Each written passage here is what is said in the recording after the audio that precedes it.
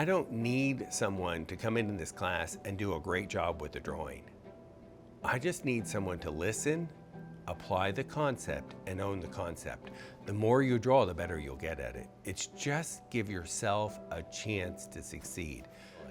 You watch 1 minute. If I do the right pinky, the right finger, you hit pause and you do the right pinky. You do the right hand. Whatever I do, you just watch it for a minute, pause, then you do it. That's the key to you succeeding online. There's going to be way too much information in a 2-hour video, even though they're broken up into 5-minute and 15 and 10-minute segments. You're just going to have to do it one step at a time. I'm not asking you to change the way you do art.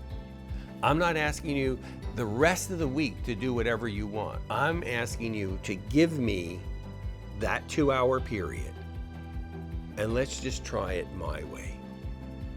Because when I was 28 and I was 35, I was so full of myself that I wasn't listening. And I'm asking you to trust me in this. I've been doing this for a long time. You have to become your own teacher. You have to become your own critic. The thing that helped me the most was when I had 4 people, I would go from person to person to person, and I would ask myself, do I see them making 4 or 5 values darker on each side, darker farther away? Do I see it? And I literally said that to person number 1, to Margaret, person number 2, Anita, person number 3, Darlene. I mean, each person, one at a time, I went through, do I see the 4 values? Do I see the 4 values? And that's all I did for weeks. And then they were starting to catch on, and I started to realize, okay, let's teach contrast closer to me. So I would look at their drawing and I'd say, do I see 4 different values on each side? Do I see the 3 sides to the box? I do. Do they have more contrast at the point closest to me? I see it. I went to the next person and I'd ask the same topic again. To the same person, I'd go over it again and again. What was happening for me though, is this repetition over and over in the classroom. 1,000 times a week I was saying, do I see 4 values changing on each side? Do I see the contrast greater closer to me? So now when I look at a painting, I think I process that information without even thinking. That's what you're gonna have to do online. You're gonna have to take the concept you're learning and apply it over and over and over again. And I think it takes more than 3 or 4 drawings. And because of that, I sort of find things for you to do to learn to do it better and better until you're ready. I can't have you jump ahead and fail. When you fail, that's not a win. That's not a new photograph. That's not a new victory. These exercises are set up in a sequential order where each one is a victory. And I don't say it enough, but every time you finish a drawing, I should have the little banners for the birthday stuff in your text to go off and say, yay, great job. There is going to be some time needed for you to actually play with the pencil. It's really kind of funny in the live studio where people come into the studio and they're drawing or painting. And when someone's working on something, just say there's 20 people in the room and I get to help someone 3 times in an hour or 2 hours or whatever it is. Well, if there's 4 people in the room, do you know I don't really help more? I sit and watch. You're going to have to put the time in, and you have to give yourself permission to put the time in and permission to learn.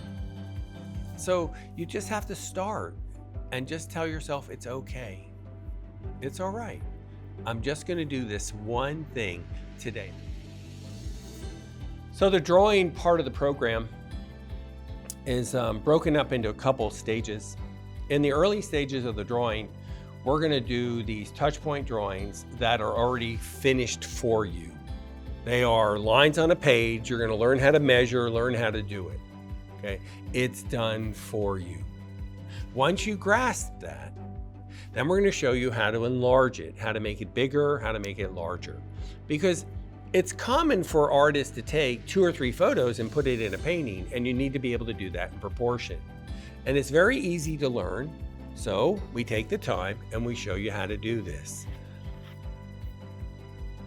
Everyone succeeds at this. Is it harder for some than others? Yeah, it is. But everyone still is able to do this. We do it for you. You watch the video. You watch for a minute, you pause, you do that minute. You watch for a minute, you pause, you do that minute. Eventually, we take the drawing and then we have a photograph now that has no lines on it. It has no drawing for you, and we show you how to turn the photo into the drawing. Because that's really what matters here. Not you copying someone else's drawing, but you being able to turn it into a drawing. And that's the next thing that happens. So learning how to draw and measure is the beginning of the program, because eventually that matters how big you make the shapes when you paint. So as I keep going with the drawing, because keep in mind, each exercise is filling a need for painting later. I'm checking a box now that will make it easier for you to succeed today than deal with this in paint later, because then you're juggling 3 balls at once. Right now, I just want 1. So I'm looking at this with a bigger picture, and that's the part you have to understand. This isn't just about drawing an eye. This isn't just about doing that. As we start to move forward, we do a portrait, and it's really not a portrait. We call it the blockhead. And in the blockhead drawing, it's really introducing you to a couple concepts that are used heavily in art, and that is called the halftone and the no-tan.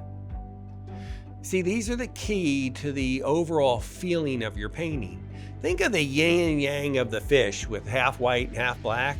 And if you look at it another way, I don't know how Western art morphed into this, but they're basically saying, if I broke up my painting into 3 or 4 or 5 shapes, if I had a larger percentage of shapes that were light and a smaller percentage of shapes that are darker, then my painting would have an overall happy, light feeling. But I'm in Haiti at night, and I'm in an orphanage and a child's by themselves. I might have 80 or 90% of the percentage dark with only 10% light.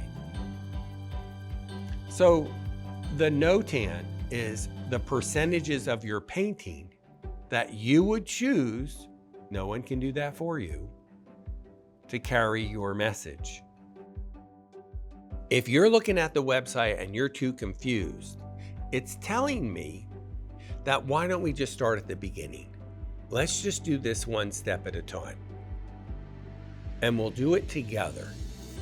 But please, you're not watching the video and doing the drawing.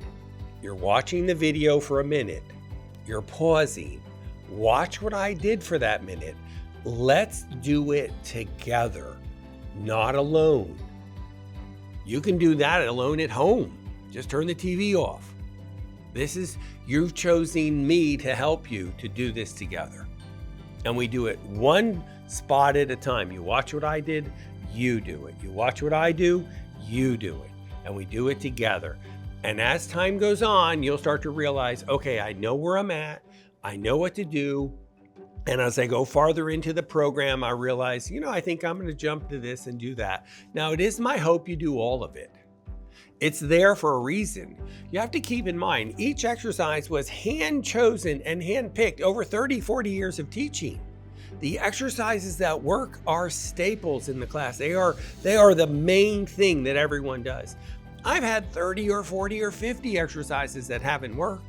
They're not in the program anymore. The ones where everyone succeeds is in the program. If you don't succeed, that's on me. That image didn't work. It was too confusing. That's on me.